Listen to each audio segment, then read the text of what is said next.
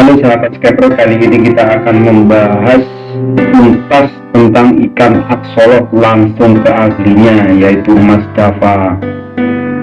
Yang di kesempatan kali ini kita dapat bertemu langsung dengan beliau di tokonya dan membincangkan masalah ini untuk kalian semua. Dan menurut saya pribadi, ikan aksolot ini sangat bagus untuk bisnis saat ini karena peluangnya sangat lebar dan persaingannya masih sangat kecil. Oke, silahkan simak terus video ini sampai habis agar kalian semua tidak gagal paham. Oke, selamat menikmati. Oke, sahabat berketar, kita kali ini ada di tempatnya Mas Dava, pemilik dari toko Exotic Farm. Khususnya untuk ikan aksolot. Ya, aksolot. Jadi di minggu kemarin saya telah berjanji untuk mengupload video tentang ikan aksolot. Ada 3 video saya akan setidaknya. Jadi di kesempatan kali ini kita ada waktu untuk bertemu langsung dengan Mas Dava dan berbincang-bincang untuk mengembangkan masalah pemasaran dan perawatan aksolot ya. Kalau tidak tahu Mas Dava aslinya dari mana? Kalau aku sendiri dari Bekasi, merantau di kuliah. Ya.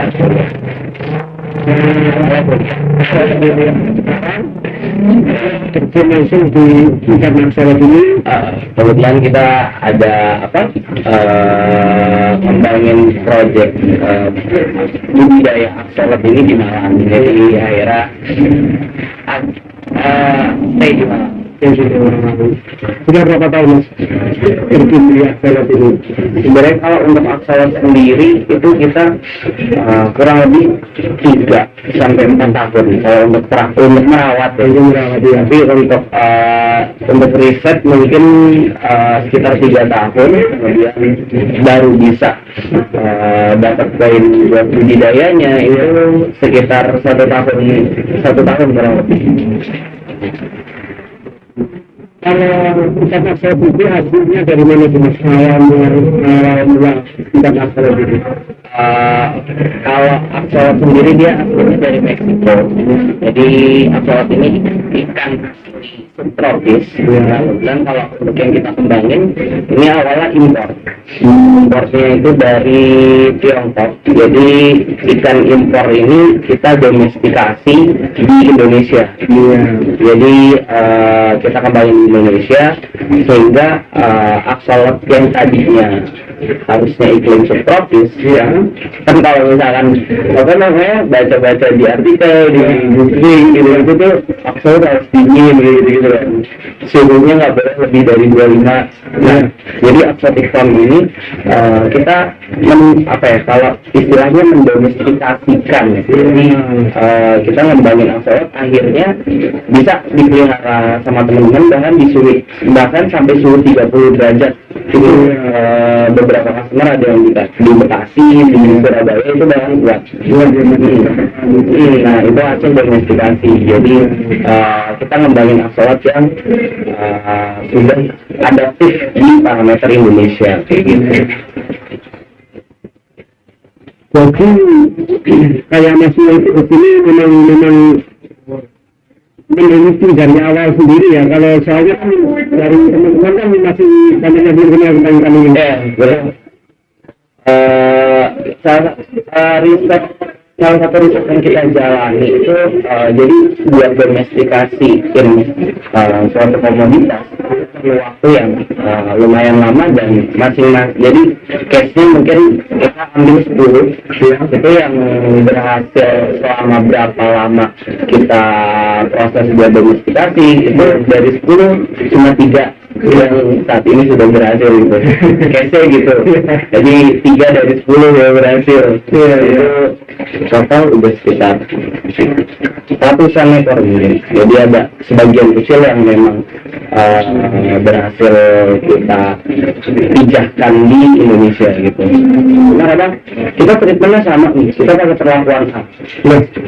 Terus si aksolotnya ada 1, 2, 3 sampai 10 misal. Nah itu dari 10 cuma berapa yang ternyata berhasil gitu. Sisanya ada yang gagal adaptasi atau mungkin masih mati, ada yang masih hidup tapi sampai sekarang nggak bisa nelor kayak gitu, ada yang hidup dan berkembang terus bertelur gitu. Ada itu menjadi proses domestikasinya. Jadi kita riset di bagian situ. Jadi kalau untuk anak saya sendiri dari segi perawatan apa yang paling sensitif, yang paling harus dijaga? Kalau untuk perawatan aksolot sendiri sebenarnya sama kayak ikan-ikan pada umumnya. Mungkin kalau buat tingkat kesulitan secara hoki mungkin ya, berfis, koi kayak gitu. Jadi dia butuh apa ya, arwana kayak lebih, mungkin kita bukan miara ikan tapi miara air gitu.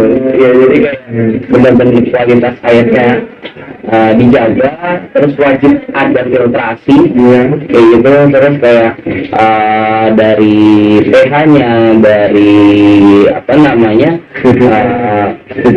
ya TDS kayak gitu, terus kayak salah satu ini water change. Nah, biasanya kayaknya temen-temennya kayak miranya apalagi mungkin yang masih awam melihara ikan ya, itu ngira ada filter udah langsung diganti airnya. Nah ini sama kayak toki awalnya apa terus koi gitu, wajib water change setiap berapa lama kayak gitu. Nah bagusnya sih seminggu sekali gitu, seminggu sekali atau 2 minggu sekali tergantung filternya juga kan. Kalau filternya mungkin kanister gitu kan, ya kanister kan bisa lebih tahan. Jadi kan kadang ada yang cuma hanging filter ya gitu, yang apa notabene nggak terlalu kuat buat nge-cycling ya. Jadi mungkin bagusnya itu seminggu sekali diganti air gitu. Terus juga yang perlu diperhatiin air pump ini apa, kalau misalkan mungkin teman-teman ada yang pakai PDAM di rumahnya itu wajib bisa, tapi wajib pakai anti klorin namanya, atau diendapin dulu sebelum ikannya masuk itu sekitar 4-5 hari. Tapi lebih bagus lagi kalau misalkan air keran di rumah tuh air pump, ini pakai isi ulang. Air isi ulang. Kalau TDS-nya maksimal, TDS maksimal saran sih nggak lebih dari 200 ya, tapi kalau bagusnya tetap di bawah 100. Maksimalnya jangan sampai lebih dari 200. Kalau untuk suhu, nah untuk suhu sendiri kalau misalkan bicaranya aksolot ya, mungkin kita nggak bisa pukul rata ya. Aksolot tuh aksolot gitu, karena di Indonesia sendiri mayoritas aksolotnya impor. Jadi kalau misalkan aku jelasin kayak perawatannya kayak A gitu, A, B, C, D. Nah ternyata aksolot yang teman-teman punya gitu mungkin aksolot impor yang akhirnya nggak sesuai sama dengan. Jadi kita tes sama intersepsi dulu. Kalau untuk aksolot itu di Indonesia ada yang impor, ada yang udah hasil domestik, ada yang lokal gitu. Nah kalau misalkan saran itu harus diketahui banget. Jadi ini aksolotnya ini impor atau enggak, karena secara kasat mata tuh nggak kelihatan. Jadi kadang makanya banyak orang anak-anak yang ngomong ya aksolot susah, airnya udah bener, tapi nggak jelas sudden death gitu, tiba-tiba mati, padahal pakan aman, terus akuariumnya aman, jadi matinya nggak jelas gitu. Nah bisa jadi itu aksolotnya hasil impor yang belum domestikasi kayak gitu. Jadi perlu diperhatiin juga aksolotnya hasil apa gitu, karena kalau misalkan aksolotnya udah hasil domestik, udah hasil lokal, itu perawatannya terbilang cukup mudah. Jadi hampir sama kayak ikan biasa, paling cuma wajib filtrasi. Jadi wajib ada filter, air mengalir, terus hindari cahaya matahari langsung. Jadi dia nggak boleh kena matahari langsung, karena UV dari matahari itu bahaya buat kulit aksolotnya. Gitu. Sisanya itu sama persis kayak perawatan ikan biasa. Tapi kadang ada yang bilang suhunya nggak boleh lebih dari 25, harus pakai AC, harus pakai chiller. Nah untuk yang hasil lokal sendiri sebenarnya nggak perlu itu untuk hidup, jadi tetap bisa hidup. Tapi memang kalau misalkan lebih dingin itu lebih bagus. Kalau gitu berarti berapa? 24, 23 dia masih bisa. Bisa, bahkan di suhu 18 derajat itu masih bisa. Jadi malah ini kalau yang hasil lokal itu bedanya sama yang impor lebih ke daya tahan dari parameter Indo. Dia bisa sampai panas, sampai suhu tinggi dia bertahan. Dan lebih bagus. Kelebihannya dari yang domestik, dia bisa bertahan mungkin dari 23 derajat Celcius sampai 39. Ya, bahkan ada yang pakai di 30 tuh bisa gitu. Tapi kalau yang selat impor biasanya harus di bawah 25. Iya, di atas 25 itu sering tiba-tiba sudden death.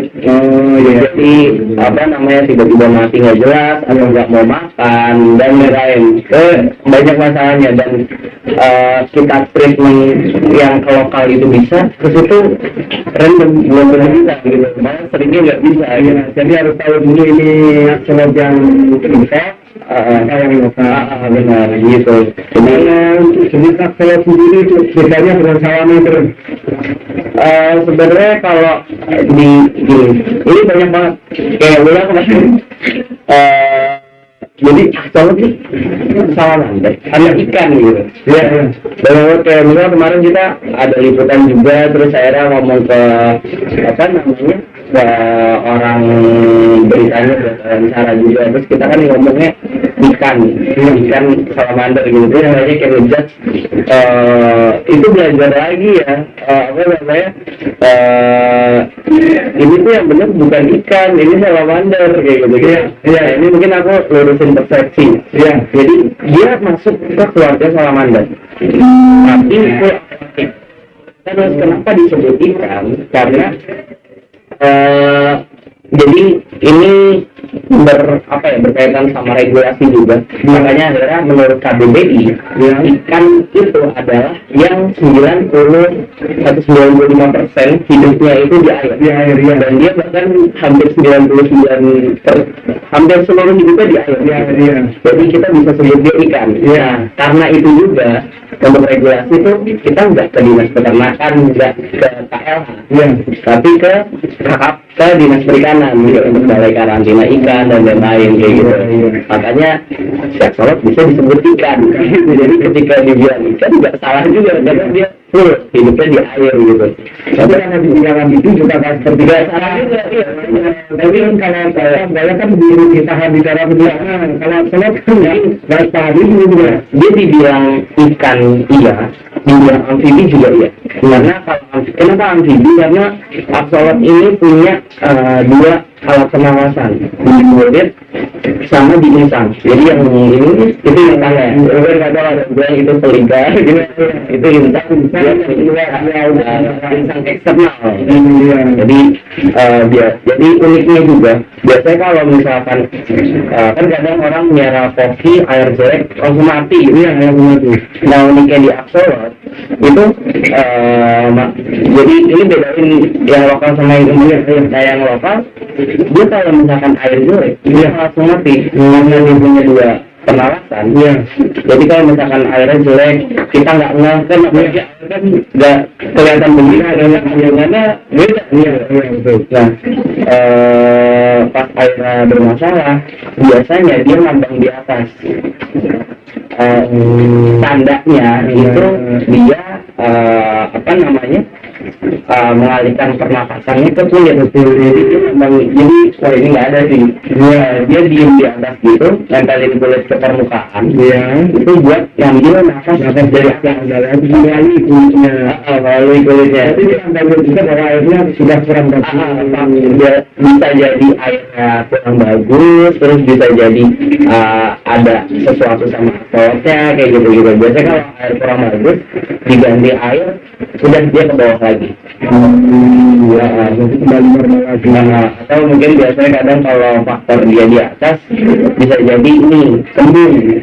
Jadi biasanya berapa lama di atas dia buat ngeluarin pup, biasanya kadang di atas, habis itu udah keluar turun lagi gitu. Jadi itu kelebihan darah. ini apa namanya kotoran kotoran dia kadang ke atas buat apa namanya ngeluarin kotoran kayak gitu. Jadi paling diperhatiin kalau misalkan sholat di atas, tergantung waktunya juga sih. Kadang kalau misalkan lama itu bisa jadi ada infeksi di apa pencernaan, karena dia berkaitan sama kalau misalkan dia ke atas berarti ada yang bermasalah sama swim bladdernya atau gelembung renangnya. Nah, itu biasanya bisa jadi infeksi jamur juga, infeksi bakteri juga di perut, jadi perlu kita karantina. Kita bisa jadi yang tadi airnya black, dia napas pakai kulit kayak gitu.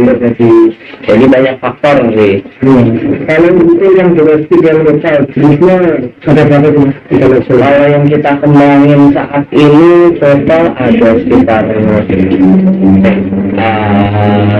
mungkin ya, dan akan terus bertambah karena kita lagi riset buat ngasilin mod baru. Dia pun bisa mutasi kayak Jepang, kayak ikan-ikan lain. Nah, ini kita terakhir dapat 2 jenis baru, itu white marble sama ada melanoid red gill. Jadi ini kalau yang kita kembangin sekarang, ini yang kuning golden, terus ada albino yang putih karena matanya merah, ada logistik itu yang pink gitu, tapi jadi beda sama albino sama di mata doang.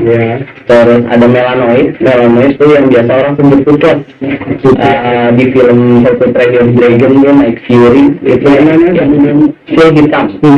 Jadi hitamnya hitam pekat. Terus ada tiger marble itu dia kehitaman cuma ada corak Kayak filmnya ini. oh enggak dia malah kayak mirip cana malah, jadi ada beberapa gitu. Nah kemudian nah ini terus kita ngasilin like marble ini hampir sama kayak tiger, cuma dia hybrid dengan golden, jadi keluarnya lebih cerah, jadi agak lebih hijau gitu warnanya, lebih hijau kan, tapi coraknya tiger gitu. Jadi kalau tiger agak gelap, nah ini ada like marble. Terus kita ngasilin juga Pibalt itu dia hasil mutasi dari leucistic sama melanoid. Akhirnya si leu yang tadinya putih bersih, itu ada semacam black spotnya gitu kayak tompel gitu di kepala, entah di kepala, entah di badan gitu. Itu Pibalt. Atau mungkin yang lebih apa namanya, kan kalau Pibalt itu kontras ya, terus kayak kelihatan jelasnya, terus banyak. Nah ada yang nggak terlalu jelas tapi ada total hitamnya, itu biasanya kita sebut birtinusi. Jadi logistik tapi agak kotor gitu, kotornya itu pecahan mutasinya itu, dan berpeluang buat ngasilin jenis-jenis baru lainnya kayak mosaik. Terus banyak kalau di luar itu ada yang sampai badannya putih tapi buntutnya hitam. Jadi apa ya, berpeluang buat ngasilin jenis-jenis baru lainnya, dan di Indonesia sendiri masih belum banyak. Jadi peluang banget kayak nanti muncul jenis baru kayak gitu. Makanan utamanya itu apa? Pakan utamanya sebenarnya kalau pakan bisa banyak. Cacing tanah bisa, kemudian cacing beku atau cacing sutra bisa, terus jangkrik juga bisa, tapi itu kakinya tuh harus dipotong. Terus kalau mau pelet bisa pakai singkin pelet namanya, yang tenggelam. Jadi peletnya tenggelam karena axolotl sendiri kan demersal ya, termasuk ikan demersal atau yang hidupnya di dasar. Jadi perlu pelet yang tenggelam gitu.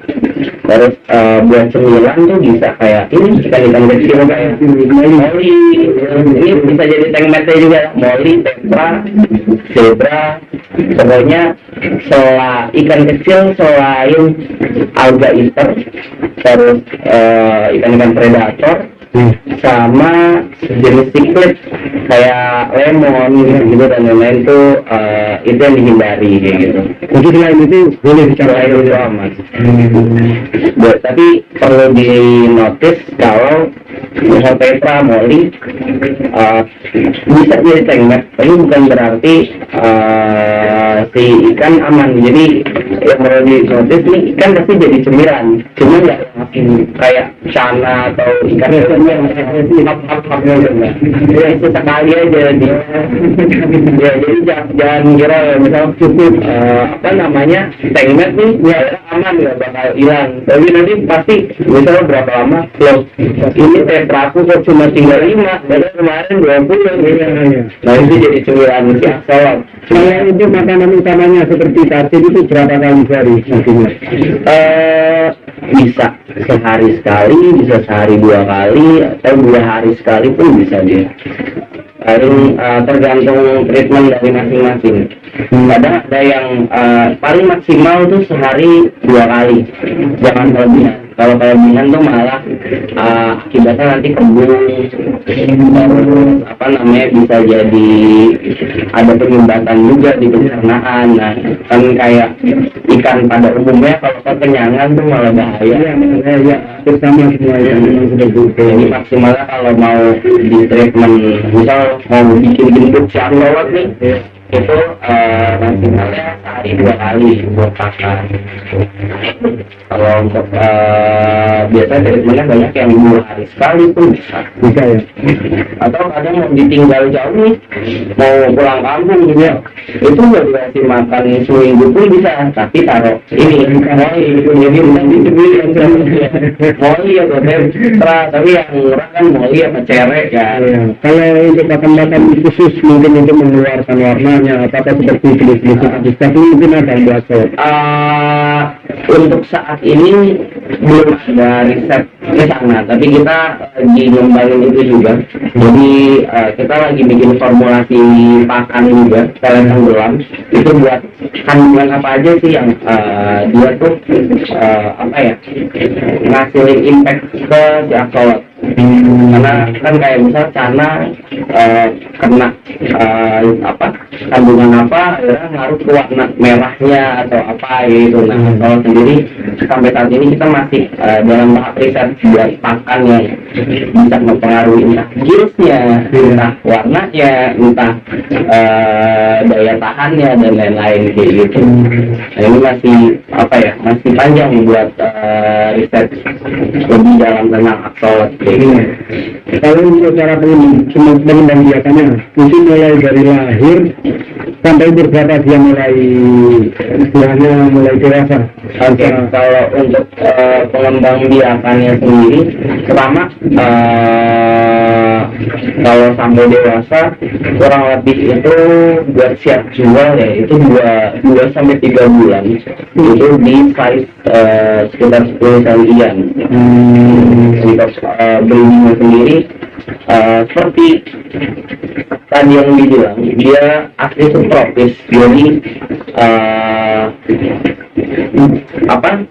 nggak sembarangan buat bisa bikin si axolotl ini memijah gitu. Jadi kalau kita ada alatnya, ada sistem tertutup yang bikin yang kita manipulasi parameternya, sehingga dia memijah kayak gitu dan menghasilkan telur. Gitu. Mungkin beberapa dia dikatakan dewasa dan siap untuk memijah. Umur ya? Untuk umur sendiri kita sebutnya mungkin matang donat. Jadi untuk umur berapa sih axolotl matang donat itu beda-beda. Ada yang 1 tahun udah matang, ada yang sampai 2 tahun bahkan belum matang kayak gitu. Kadang kita ngeliat dia matang donat atau enggak bisa kelihatan dari kelaminnya, atau ada yang sampai 1 tahun nih nggak kelihatan dia jantan atau betina kayak gitu. Pengaruhnya karena apa itu? Dia pengaruh dia dewasa. Untuk pengaruh kita masih belum tahu faktor pasnya juga entah karena nutrisi kah, entah genetik, entah parameter atau hal lainnya gitu. Jadi ini juga kita masih sharing-sharing sama teman-teman kiper-kiper, dan rencana mau bikin komunitas di beberapa regional buat makin memperdalam tentang si axolotl ini gitu. Biar nanti dikenalkan dan mungkin suatu saat menggunakan kompetisinya. Iya benar. Kontesnya. Karena kalau untuk dinilai dari kualitas banyak banget, dari gills. Ini kan gills ada yang bisa panjang banget, ada yang lebat, ada yang enggak gitu. Terus dari formnya tuh ini kayak selaputnya, dia ada yang lebar, ada yang tipis, terus ada yang panjang, ada yang pendek. Nah itu juga terlihat banget bedanya. Jadi yang lebar tuh biasa lebih bagus kelihatannya. Kalau kita lagi di bawah berenang, terus mental juga dia banyak kasus axolotl tuh bonding sama owner. Jadi kan jarang banget ada ikan bonding. Jadi bondingnya ini biasanya misal ada yang set up tanknya itu kayak bikin cave, ya. Terus ketika dia kenal ownernya datang nih pulang, keluar dia makan dia. Terus tangannya kita kecipuk-cipuk dia naik. Kayak kita naruh tangan dia naik. Nah, dari mental, dari form, dari kualitas, terus dari keunikan dari masing-masing axolotl itu bisa jadi penilaian banget sih. Dan kalau kompetisi itu kalau kita bikin event kayak show gitu kayak kontes itu tuh wah bisa kelihatan banget beda ya. Karena keunikannya tuh kadang ada yang kakinya bercabang, ada yang ininya, ini kan kalau kelihatan 3 ya, tapi ada yang sampai 8. Rasanya berarti jadi ada poin, ada beberapa yang punya keunikan tersendiri. Dan itu kan kalau misalkan kita bikin kontes gitu itu jadi paling menarik gitu. Terus juga masing-masing orang punya treatment yang berbeda, akhirnya ngasilin axolotl yang berbeda ya. Iya betul. Itu dengar kakinya seandainya cocok gunakan temen yang dasarnya kita sebetulnya katanya 1 minggu 2 minggu lebih lagi seperti aslinya. Benar. Nah, salah satu keunikan axolotl itu dia bisa meregenerasi hampir seluruh tubuhnya. Bahkan kalau jantungnya rusak itu maksimal 50%, dia masih bisa recovery. Iya. Bahkan jadi dia lagi jadi bahan penelitian menarik di negara luar. Karena itu siklus biologinya, jadi berpotensi juga mungkin di masa yang akan datang si axolotl ini bisa jadi obat atau bahan baku baru yang membantu manusia. Jadi kalau sepertinya kakinya patah, dokter bilang ya, tumbuh lagi 1 minggu 2 minggu sama seperti aslinya tanpa bekas luka. Tanpa bekas luka, nggak ada luka sama sekali, tumbuh seperti aslinya normal. Ini hilang lagi, nunggu normal. Berapa hari? Dia tergantung ukuran juga kadang. Kalau misalkan yang baby 3 hari udah tumbuh Seperti aslinya. Kalau misalkan yang indukan kadang butuh waktu sekitar 2 minggu. Kalau dari Mas sendiri memandang ikan ini jenis predator atau jenis Oke, ya banyak banget kan, apalagi sekarang hype-nya ikan predator. Kalau axolotl sendiri, kalau dibilang predator, bisa dibilang iya. Tapi kan dibilang iya karena dia karnivor. Tapi dia tuh nggak yang aktif kayak ikan predator lainnya. kayak tanah, Awana gitu. Dia pasif. Jadi apakah dia kalau misalkan dilepas liarkan ke, kan kadang ada yang mikir kalau kayak arapaima gitu dia merusak lingkungan. Nah, axolotl sendiri kalau dibilang apakah bisa merusak lingkungan, Enggak, karena pertama pasif, Iya. kemudian dia nggak bisa yang sembarangan itu sama perairan. Iya. Gitu. Kata-kata mungkin kalau misalnya random banget. Apa? Random. Kenapa? Random ikannya itu dia. Apa kalau nggak terlalu agresif. Banyak seperti ikan predator lainnya. Benar. Cuma dia mau makanan hidup seperti ikan predator lainnya, cuma nggak terlalu agresif. Nah, aktif gitu, dia pasif kayak nungguin deket baru dihap kayak gitu. Atau beberapa kali sesekali sih lagi dia berenang terus ketemu ikan langsung dicaplok, tapi nggak yang ngejar kayak cana gitu enggak. Kalau selama Mas melihara ikan ini, ukuran paling panjang atau mungkin ada yang di customer Mas sampai berapa itu panjangnya? Rata-rata di 25 sampai 30 sentian. Nanti sudah tergantung genetik, nutrisi. Jadi ada yang udah 2 tahun nih masih 20 sentian, ada yang udah 3 tahun bahkan masih 20 senti, ada yang baru setahun udah 30 senti. Tergantung genetik dan makanannya, nutrisinya, kemudian kondisi airnya. Tapi kalau menurut Mas sendiri kan ini masih bisa diaplikasikan untuk aquascape. Bisa banget, malah nanti mungkin di apa kita lihat yang apa settingan aquascape ya, Iya. axolot rata-rata malah karena dia nggak rusak tanaman. Jadi malah anteng, terus juga kalau lewat tanaman nggak yang berasa busuk kayak gitu. Bahkan bisa saya bilang axolot ini jadi salah satu apa namanya komoditi hidup yang cocok di aquascape, karena kan kadang orang pengen aquascape bagus Iya. tapi ikannya Hanya yang karena berkata aquascape kalau dia kasih ikannya agak besar kan kebanyakan merusak. giliran kecil kurang puas. Tapi kalau axolot ini dimasukkan masih bisa ya. Nanti mungkin lihat deh nanti yang salah satu contoh aquascape yang diaplikasiin pakai axolot.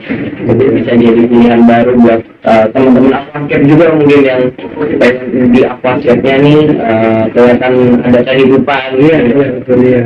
Ini kalau Masnya sendiri selama melakukan bisnis axolot ini sudah kirim ke Indonesia saya saja misalnya. Kita Aceh udah bisa jangkau, Papua bahkan bisa. Jadi kalau dibilang hampir seluruh wilayah Indonesia bisa dijangkau. Bisa dijangkau. Paling kita konfirmasi kita kerjasama sama salah satu pihak ekspedisi cepat. Jadi terkadang ada beberapa wilayah yang jadi zona merahnya dia. Iya. Nah kadang ada yang bulan ini kita kirim ke Papua bisa, bulan depan belum tentu bisa gitu.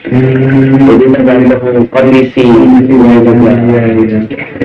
Tapi kalau untuk ikan-ikan di sini kan domestik semua hasil branding Anda sendiri kan, bukan hasil dari Anda beli dari orang lain terus menjualnya enggak kan? Ini hasil ternak sendiri kan, budidaya sendiri. Jadi bisa dikatakan ikan dari sini ikan aman untuk daerah subtropis. Untuk tropis. Ya itu tropis ya, untuk tropis. Jadi bahkan yang suhu panas itu rata-rata yang Bekasi itu kemarin info tuh di 30, tapi axolotnya aman bahkan gondrong. Jadi salah satu treatmentnya mungkin kalau kita grooming ya, mungkin buat grooming si axolot buat mereka yang di daerah panas tuh sesekali tiap pagi itu dicemplungin ice pack. Apa itu? Ini es gitu, itu dicemplungin jadi agak dingin tapi cuma parsial, jadi kayak cuma pas pagi doang gitu. Nah itu bisa bikin si axolot jadi lebih bagus pertumbuhan insang sama metabolismenya kayak gitu. Jadi nggak harus yang pakai, kalau pakai chiller bagus, lebih bagus, cuma lebih pricey mungkin ya. Chiller kan bisa di atas 3 juta. Iya. Nah ini salah satu treatmentnya, ada anak-anak pakai es pack gitu tiap pagi dicemplungin, pagi cemplungin udah cair masukin kulkas lagi, besok paginya cemplungin lagi itu tuh bikin ininya megar. Tapi banyak sih treatmentnya, ada yang nggak pakai itu juga bisa megar, ada yang lebih ke rutin di water change sama nutrisi pakan dan lain-lain. Jadi terlihatnya itu kalau ikan ini normal sebetulnya pastinya dia itu misalnya megar ya. Itu Kalau normal yang nggak megar pun bisa dibilang normal, cuma memang dari kualitas itu kalau melihat yang megar kan lebih bagus. ya dari kualitasnya. Yang saya lihat di sini bisa hampir sampai 10 ekor sampai ya mungkin itu tidak ada masalah ini. Karena memang dasarnya aksolot ini apa namanya koloni. Jadi sebenarnya koloni, cuma kenapa mungkin ada beberapa artikel yang menyebutkan dia kanibal, terus soliter itu karena jadi aksolot punya sensorik yang terbilang cukup sensitif. Jadi kalau misalkan ada temennya di samping, dia kaget, refleksnya gigit. Jadi itu biasanya bermasalah di densitas atau kepadatan apa namanya organisme di dalam wadah gitu. Jadi kayak misal wadahnya cuma 40 cm, dia naruhnya 20 ekor. Nah itu kan pasti kegigit dia nggak sengaja. Jadi harus dibikin yang agak luas juga yang punya space. Jadi kesimpulannya sebetulnya memelihara ikan aksolot ini cukup mudah ya, yang itu yang domestik yang lokal. Benar. Ya, beda dengan yang aksolot impor. Kita meliharanya cukup di suhu yang 25 sampai 30 biasa. Dia bisa koloni, bisa di aquascape, terus pakannya juga ya seperti halnya ikan-ikan pada umumnya. Ya maksudnya pakannya cukup mudah didapatkan pakan itu untuk ikan biasa kan, nggak terlalu susah kan. Ya cuma mungkin orang udah kebawa perspektif karena mungkin banyak yang melihara aksolot yang imporan juga dan lama-lama ini kayak banyak perspektif muncul kalau melihara aksolot ini bisa. Iya. Tapi untuk bawahnya sendiri ini dari akuariumnya ini aksolot kasih pasir nggak ada masalah dia ya. Malah jadi sebenarnya rekomendasi untuk substrat itu pasir bisa biar bottom atau kosongan. Cuma kalau rekom lebih ke substrat pasir karena bisa membantu pencernaannya juga, terus juga buat pijakan. Karena kalau harusnya kan kencang itu kepleset terus kan dia pijak kan. Jadi direkomendasikan pakai substrat, tapi tidak boleh yang kerikil karena kadang tuh bisa kemakan sama dia. Jadi kalau mau pakai batu sekalian yang besar, terus kalau mau pakai substrat sekalian yang harus saya kasih silika. Kasih silika ada pasir lagi yang ini pasir, ada yang pasir Bali, ada yang pasir silika ini. Pasir Bali itu nggak masalah kan, bisa bikin dulu ya. Tidak apa-apa, Ada masalah ya. selama nggak begitu kerikil besar gitu. Iya. Karena itu bisa bikin internal bleeding, bisa bikin luka di dalam. Ya, sebetulnya kalau bilang filtrasinya juga biasa tidak bisa nih kan, perlu mekanis baru ya. Cuma kan kalau filtrasi tergantung kebutuhan ya. Lebih ke buat jaga kualitas air. Jadi kalau misalkan kita pakai hanging filter pun kan hanging filter yang paling simpel. Iya, paling simpel ya. Nah paling itu di ininya, di apa namanya, water change-nya jadi lebih rutin, harus lebih rutin gitu. Iya. Jadi kalau aerator dikasih boleh, dikasih juga nggak ada masalah ya. Ya dikasih boleh, nggak dikasih nggak ada masalah. Sebenarnya lebih ke jadi kadang kalau jadi misalnya dari setup si aksolotnya ngambek, itu bisa jadi kadar oksigennya kurang. Misal tanknya ternyata 2 meter, dia cuma pakai filter, hanging filter gitu kan, nggak gerak tuh air kan. Otomatis kadar oksigen yang dibutuhkan si aksolot kurang. Nah itu bisa ditambahin aerator kayak gitu.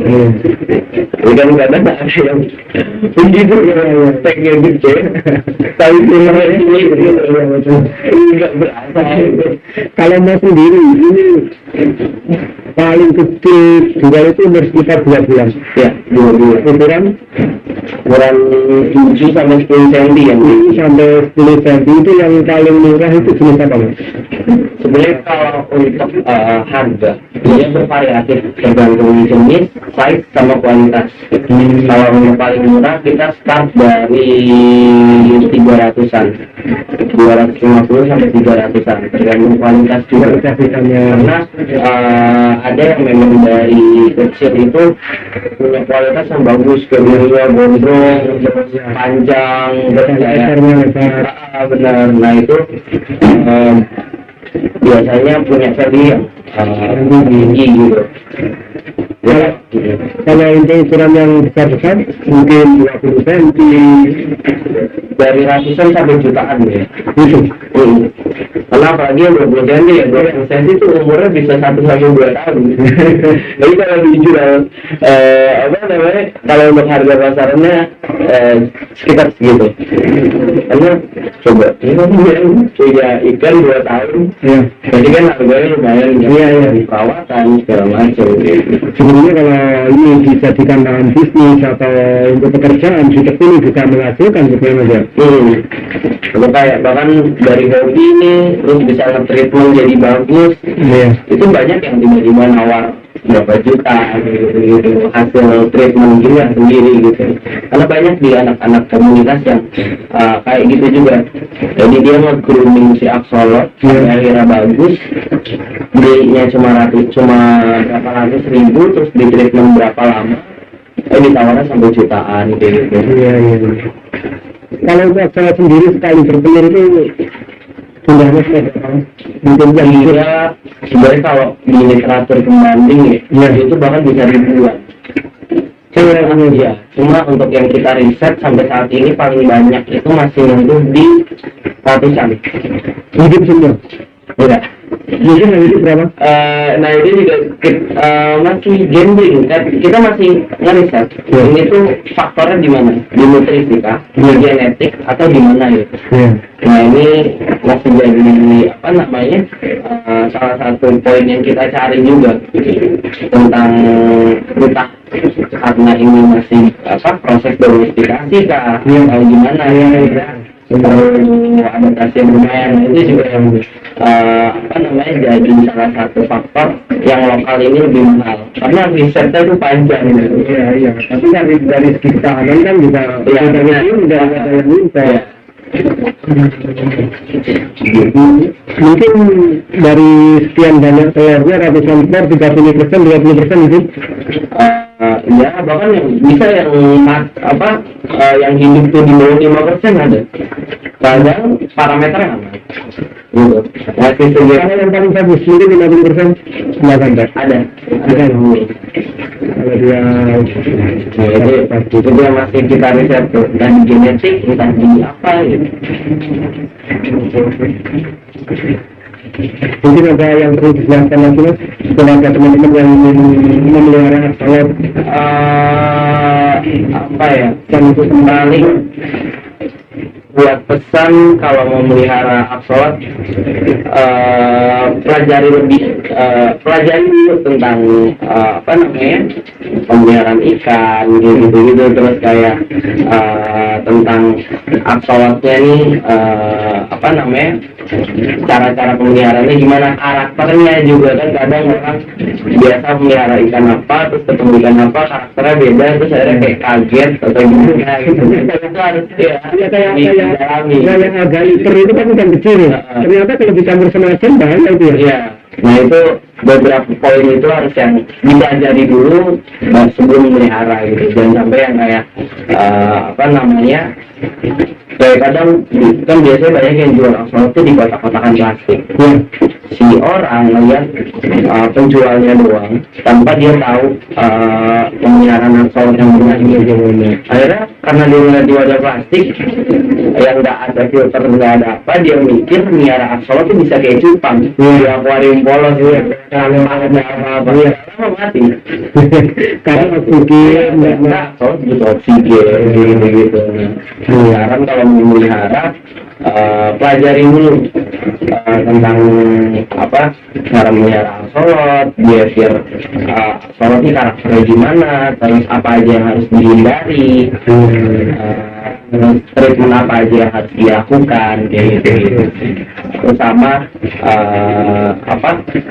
ini sama komunitasnya, jadi bisa lebih sharing Iya. gitu. Kalau untuk di Malang sendiri sudah ada komunitasnya juga. Untuk komunitasnya nih kita di Malang rencananya mau launching di Desember atau Januari. Desember 2021. Iya, bulan ini atau bulan depan rencana buat launching komunitasnya. Karena banyak banget yang kayak penasaran ini apa sih, perawatannya gimana. Nah, rencananya kita mau bikin wadah buat jadi tempat sharing-sharingnya teman-teman, kayak buat ngedukasi juga dan sebagainya.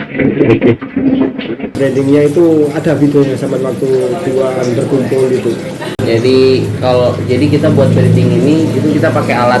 Jadi ada alat sistem tertutup. Kalau nama kerennya itu water closed loop chiller system. Jadi kayak ada rangkaian tertutupnya gitu yang kita manipulasi buat. Jadi sebenarnya ada resep TDS harus berapa, pH harus berapa. Nah, paling nanti aku share tentang kita pakai alat ini buat manipulasi parameter kayak gitu. Iya. Terus buat apa namanya, lihat langsungnya nanti mungkin di next session gitu ya. Kalau jangan ini.